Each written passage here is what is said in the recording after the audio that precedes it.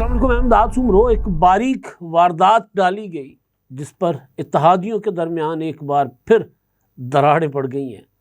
शदीद गुस्से में है पीपल्स पार्टी, सदर जरदारी और बिलावल भुट्टो जरदारी साहब अपनी इत्तेहादी मुस्लिम लीग नून के ऊपर। क्या वारदात डाली गई, क्या हरकत की गई, या किसी ने साजिश की कि मामलात गड़बड़ हो गए। मामला एक आर्डीनेंस का, और आर्डीनेंस सदर आसिफ अली जरदारी या सदर ममलिकत के दस्तखत के बग़ैर जारी कर दिया गया।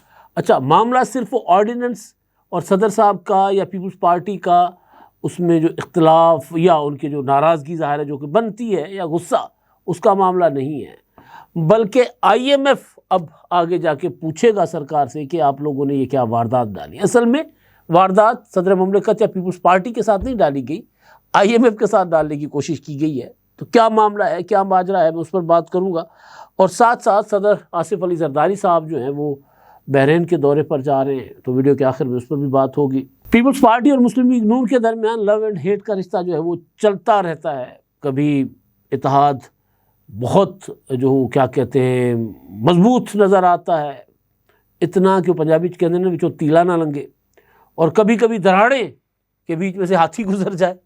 तो इस तरह की सूरत हाल आजकल दोनों के ताल्लुकात जो हैं वो शदीद इख्तलाफात में भी नहीं हैं और कोई बहुत ज़्यादा प्यार और मोहब्बत भी नहीं है।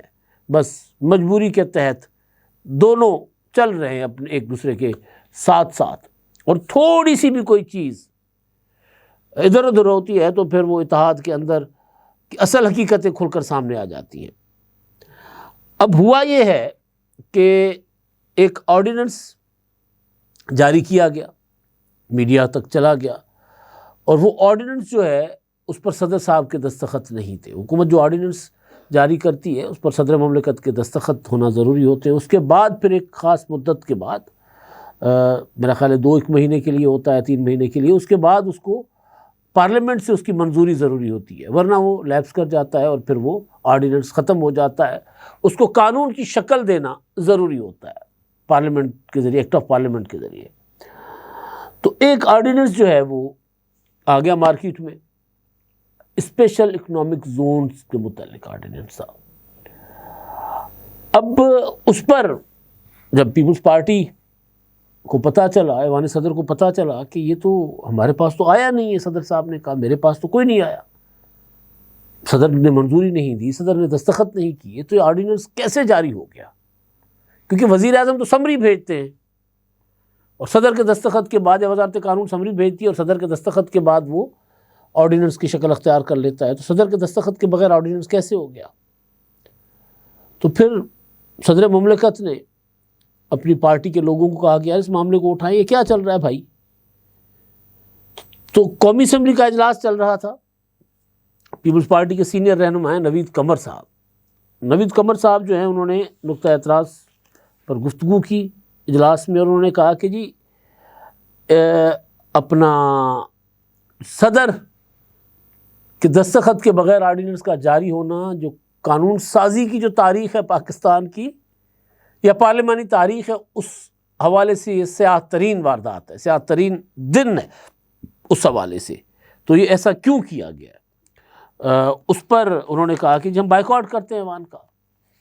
इजलास से वो उठकर जाने लगे तो वज़ीर कानून आज़म वज़ीर तारड़ साहब ने कहा कि जी मुतल्लिका लोगों से पता करेंगे, यानी वज़ीर कानून को भी नहीं पता कि ऑर्डिनेंस किधर से आ गया। वो कह रहे हैं मुतल्लिका लोगों से पता करके बताएंगे कि क्या सूरत हाल है और ये कैसे हुआ। और उस पर आज़म वज़ीर तारड़ साहब रोकते रहे पीपल्स पार्टी के अरकान को, और स्पीकर भी रोकते रहे कि आएँ बैठें बात करते हैं, लेकिन वो ना रुके, चले गए। और जिसके बाद पीपल्स पार्टी के ही रुकन सैयद हुसैन तारिक ने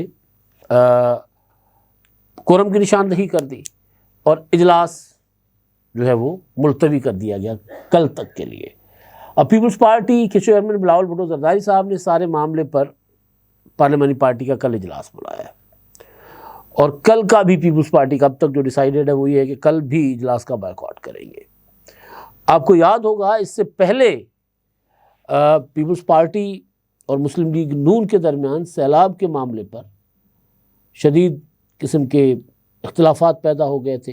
जब सैलाब की सूरत हाल थी, बिलावल भुट्टो जरदारी साहब पंजाब आए तो उनको फ्री हैंड नहीं दिया गया था घूमने फिरने के लिए। उनको इजाज़त नहीं थी कि वो सैलाब मुतासरीन में जाकर अपना उनके साथ ज़ाहिर विज़िट करें उनको। सैलाब मुतासरीन के जो कैंप्स थे या जो इलाके थे उनको एक महदूद किया गया था कि जी आपने यहाँ यहाँ जाना है। ज़ाहिर है उसमें बड़ी बदमज़गी हुई। और फिर उसी दौरान बिलावल भुट्टो जरदारी साहब ने मुतालबा किया था कि बेनज़ीर इनकम सपोर्ट प्रोग्राम के ज़रिए सैलाब मुतासरीन की फ़ौरी मदद की जाए, बिजली के बिल माफ़ किए जाएँ। वो क्या होता है अपना आफतज़दा इलाका डिक्लेयर किया जाए जहाँ जहाँ सैलाब आया है। तो उस पर उसके अगेंस्ट पंजाब हुकूमत के वज़ीरों ने, फिर बाद में मरियम नवाज़ साहिबा ने ख़ुद उस पर शदीद तनकीद की बिलावल भुट्टो जरदारी साहब के पंजाब में आने पर और उनकी उस तरह की डिमांड्स के ऊपर। फिर दोनों जमातों में शदीद इख्तलाफात हो गए थे। तो बहरहाल एक और भी मुतनाज़ा मामला था जिसमें मरियम नवाज़ साहिबा ने जो है वो पीपल्स पार्टी के अगेंस्ट जाकर तकरीरें भी की थी। तो उस दौरान पीपल्स पार्टी वॉकआउट करती रही है कौमी असम्बली का और सेनेट का। अब फिर पीपल्स पार्टी वॉकआउट कर रही है। जो मैंने आगाज़ में कहा था ना कि इत्तेहादी कभी कभी कुछ मामलात पर इतने हो जाते हैं, यकमुश्त हो जाते हैं, एक मुट्ठी बन जाते हैं। जैसे 27वीं आईनी तरमीम, 26वीं आईनी तरमीम, बजट के मामलात आते हैं तो उसमें फिर थोड़े से इनके दरमियान इख्तलाफात हो जाते हैं। या कैनाल्स का मामला था जैसे, उसमें शदीद इख्तलाफात। या NFC का मामला है, अब उसमें भी शदीद इख्तलाफात हैं। इसी तरह कई और मामलात पे इनमें लड़ाई चलती रहती है। लेकिन ये वाला मामला जो है ये सिर्फ पीपल्स पार्टी के लिए नहीं है। मैंने बात की पीपल्स पार्टी के कुछ अरकान से कौमी असम्बली के, तो उन्होंने कहा कि चलें पीपल्स पार्टी या सदर जरदारी साहब के साथ, जो अगर किसी ने धोखा किया है, फ्रॉड किया है तो कोई बात नहीं, वो ऑर्डिनेंस वापस, यानी उसकी कोई हैसियत नहीं है। तो मैक्सिमम क्या हो सकता है कि हम क्या कर सकते हैं कि ठीक है जी आपने गलती की है, अगर ऑर्डिनेंस जारी करना है तो दोबारा हमें भेजें। लेकिन मुझे ये बताया गया, आगा रफ़ीउल्लाह साहब से मेरी बात हुई थी, मैंने पीपल्स पार्टी के, वो मुझे बता रहे थे कि ये ऑर्डिनेंस बेसिकली IMF की शर्त पर जारी हुआ था। यानी IMF की कई शराइत हैं, उस शर्त में एक ये भी है कि जी आपने स्पेशल इकोनॉमिक जोन बनाना है और फौरी तौर पर बनाना है। तो कोई IMF के साथ जो बातचीत चल रही होती है, प्रोसेस चल रहे होते हैं, उस प्रोसेस की ज़रूरत थी जल्दी से ऑर्डिनेंस जारी करना। तो उन्होंने उस जल्दबाजी में ये जो ऑर्डिनेंस जारी किया, या जो शो किया गया कि जी ऑर्डिनेंस मंजूर हो गया हुआ है, नाफिज हो गया हुआ है ऑर्डिनेंस, या नाफिज करने की कोशिश की गई है, तो वो IMF के साथ बेसिकली धोखाधड़ी की कोशिश की गई है। यानी फोर्जरी है ना, ये 2 नंबरी है। IMF के साथ हाथ करने की कोशिश की गई है। तो ऐवान सदर तो कुछ नहीं कहेगा, पीपल्स पार्टी मैक्सिमम एहतजाज करेगी, लेकिन IMF कहेगी कि जी आप ये क्या हमारे साथ लगे हुए हैं कि आप ऑर्डिनेंस तक जो 2 नंबर ला के हमारे सामने रख देते हो। तो उन्होंने कहा कि अगर ये IMF के पास गया है तो ये मसला रियासत के लिए पैदा होगा, हुकूमत के लिए मसला पैदा होगा। तो ये जनाब इसमें सदर साहब बहुत गुस्से में हैं, बिलावल भुट्टो जरदारी साहब भी गुस्से में, और कल इजलास है तो देखते हैं कल के इजलास में क्या होता है। एक और ख़बर जो है वो सदर जरदारी साहब जो हैं वो जा रहे हैं जी कल से 3 रोज़ा दौरे पर, बल्कि 4 रोज़ा हो जाएगा, कल परसों तरसों, यानी 13 से 16 तारीख तक का बहरीन का सरकारी दौरा है। और उनके हमरा एक आला सतह का वफ़द भी होगा, और वहाँ पर वो बहरीन के जो फरमा रवा हैं मोहम्मद बिन ईसा अल खलीफ़ा, उनसे मुलाकात करेंगे। और उसके अलावा वहाँ के वली अहद वज़ीर आज़म बहरीन शहज़ादा सलमान बिन हमद अल खलीफ़ा से भी मुलाकात होगी। 2 तरफ़ा ताल्लुकात, इलाकाई बैनुल-अक़वामी उमूर, उस पर तबादला ख्याल होगा। अब ये जो दौरा है ये इन दिनों जो सूरत हाल है, ईरान की जो सूरत हाल है, ईरान के अंदर जो कुछ चल रहा है, ईरान को धमकियां दे रहा है अमेरिका मुसलसल कि जी हमने उसी तरह हमला करना है जिस तरह वेनेज़ुएला पर किया था। ईरान के अंदर रजीम चेंज करने की धमकियां हो रही हैं, ट्रंप की तरफ से दी जा रही हैं। फिर यमन की सूरत हाल, सऊदी अरब और मुत्तहिदा अरब अमारात आमने सामने है ओवरऑल। और फिर जो फ़लस्तीन का मामला है वहाँ पर अमन फ़ौज भेजने की बातचीत हो रही है। पाकिस्तान को बार बार कहा जा रहा है कि जी आप दे दें अपनी फ़ौज। तो हमारी तरफ से तो हमारे जो वज़ीर ख़ारजा हैं, नायब वज़ीर आज़म इसहाक़ डार साहब, वो क्लियर कह चुके हैं। उन्होंने कहा कि अगर सिर्फ हमास को अगर मुसल्लह करना है वहाँ पर, फिर तो पाकिस्तान की फ़ौज नहीं जाएगी। पाकिस्तान की फ़ौज हमास से लड़ने वहाँ नहीं जाएगी। हाँ, अगर वहाँ अमन कायम करना है, इसराइल की फ़ौज को निकाल दिया जाए और पाकिस्तान उसके बाद वहाँ पर अपना किरदार अदा कर सकता है दीगर इस्लामी ममालिक के साथ मिलकर। तो एक ये इशू भी बड़े अरसे से ज़ेर बहस है। लेकिन इस वक्त जो हॉट इशू है जिसने सबको टेंशन में रखा हुआ है, परेशान किया, वो है यमन। और वहाँ पर दोनों अरब ममालिक की उस मामले पर लेकर अच्छी खासी कशीदगी है।